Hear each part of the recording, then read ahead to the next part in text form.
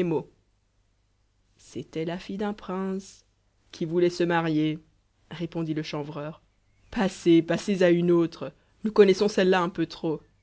Le fossoyeur. Voulez-vous celle-ci? En revenant de Nantes. Le chanvreur. J'étais bien fatigué, voyez, j'étais bien fatigué. Celle-là est du temps de ma grand'mère. Voyons-en une autre. Le fossoyeur. L'autre jour, en me promenant. Le chanvreur. Le long de ce bois charmant.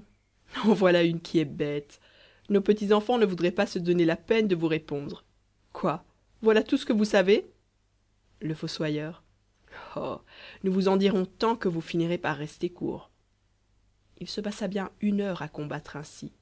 Comme les deux antagonistes étaient les deux plus forts du pays sur la chanson, et que leur répertoire semblait inépuisable, cela eût pu durer toute la nuit, d'autant plus que le chanvreur mit un peu de malice à laisser chanter certaines complaintes en 10, 20 ou 30 couplets, feignant par son silence de se déclarer vaincu. Alors on triomphait dans le camp du fiancé, on chantait en chœur à pleine voix, et on croyait que cette fois la partie adverse ferait défaut. Mais à la moitié du couplet final, on entendait la voix rude et enrhumée du vieux chanvreur beugler les derniers vers, après quoi il s'écriait: vous n'aviez pas besoin de vous fatiguer à en dire une si longue, mes enfants. Nous la savions sur le bout du doigt. 1 ou 2 fois pourtant, le chanvreur fit la grimace, fronça le sourcil et se retourna d'un air désappointé vers les matrones attentives. Le fossoyeur chantait quelque chose de si vieux que son adversaire l'avait oublié, ou peut-être qu'il ne l'avait jamais su. Mais aussitôt les bonnes commères nasillaient, d'une voix aigre comme celle de la mouette, le refrain victorieux, et le fossoyeur, sommé de se rendre, passait à d'autres essais. Il eût été trop long d'attendre de quel côté resterait la victoire. Le parti de la fiancée déclara qu'il faisait grâce à condition qu'on offrirait à celle-ci un présent digne d'elle. Alors commença le chant délivré sur un air solennel comme un chant d'église. Les hommes du dehors dirent en basse-taille à l'unisson: ouvrez la porte, ouvrez, Marie ma mignonne, j'ons de beaux cadeaux à vous présenter.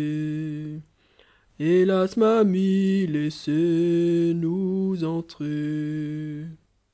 À quoi les femmes répondirent de l'intérieur, et en fausset d'un ton dolent: mon père est en chagrin, ma mère en grande tristesse, et moi je suis fille de trop grand merci pour ouvrir ma porte à cette heure ici.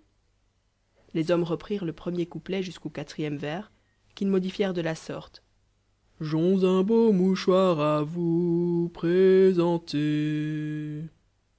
Mais, au nom de la fiancée, les femmes répondirent de même que la première fois. Pendant 20 couplets au moins, les hommes énumérèrent tous les cadeaux de la livrée, mentionnant toujours un objet nouveau dans le dernier vers: un beau devanteau, tablier, de beaux rubans, un habit de drap, de la rientelle, une croix d'or et jusqu'à 100 d'épingles pour compléter la modeste corbeille de la mariée. Le refus des matrones était irrévocable. Mais enfin les garçons se décidèrent à parler d'un beau mari à leur présenter, et elles répondirent en s'adressant à la mariée, en lui chantant avec les hommes: ouvrez la porte, ouvrez, Marie ma mignonne, c'est un beau mari qui vient vous chercher. Allons, mamie, laissons-les entrer. Fin du chapitre 2 de l'appendice. Cet enregistrement fait partie du domaine public.